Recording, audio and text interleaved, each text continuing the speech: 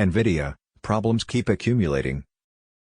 Nvidia crashed 7.5% and intermittently more than 12% after the semi-company disclosed that the U.S. government ordered a restriction on a selected portfolio of high-margin AI chips to China. The announcement comes after Nvidia has already warned of a slowing business environment for its chips with regards to both the company's gaming and data center segment.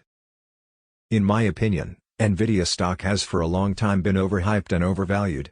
And although Nvidia stock is down approximately 60% from all-time highs, I argue there is still some excess valuation premium that need to be corrected in order for investors to enjoy an attractive risk/reward. On August 31st, Nvidia filed a disclosure with the Securities and Exchange Commission saying that the company has been notified about an export restriction of certain AI chips to China and Russia. Nvidia has estimated the impact of the export restriction at $400 million in potential sales for its third fiscal quarter. Accordingly, the impact could be expanded to about $1.6 billion annually. If we apply Nvidia's 26% net income margin, and further apply the stock's current one-year forward PE multiple of 81, the impact on valuation loss could be estimated at about $33.7 billion of equity value.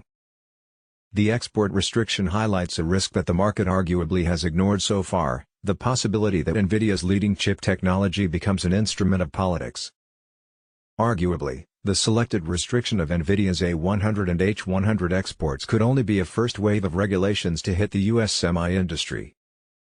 Moreover, even if the U.S. government does not extend restrictions to more of Nvidia's chips, it is highly likely that Nvidia will lose market share in China regardless. Investors should consider that the Chinese government will take restrictions of chips exports as a warning signal, and the response is that China will push to replace exposure to the U.S. chip industry. Although Nvidia stock is down almost 60% from all-time highs, the valuation is still very expensive. Investors should consider that Nvidia's one-year forward GAAP PE of 81x implies a 270% premium to the U.S. technology sector.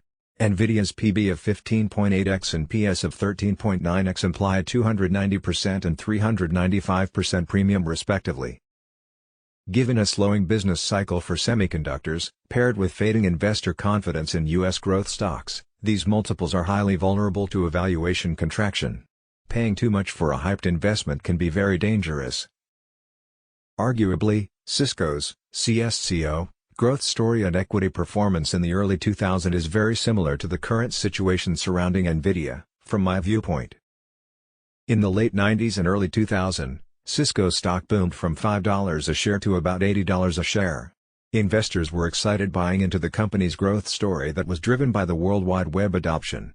Valuation did not matter, until it suddenly did. Then, in less than 24 months, Cisco stock lost almost 90% of its value. No doubt, Nvidia is a great business. But the company's stock is dangerous.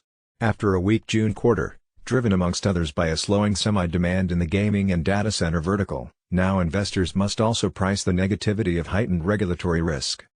Personally, I would not buy Nvidia at a valuation above 30 PE or 10 EV/sales, which are still very proud multiples. Accordingly, I see 20 to 30% more downside before the risk/reward for investors becomes justified. Any advice or information provided in this video is for general advice only. It does not take into account your personal circumstances. Please do not trade or invest based solely on this information.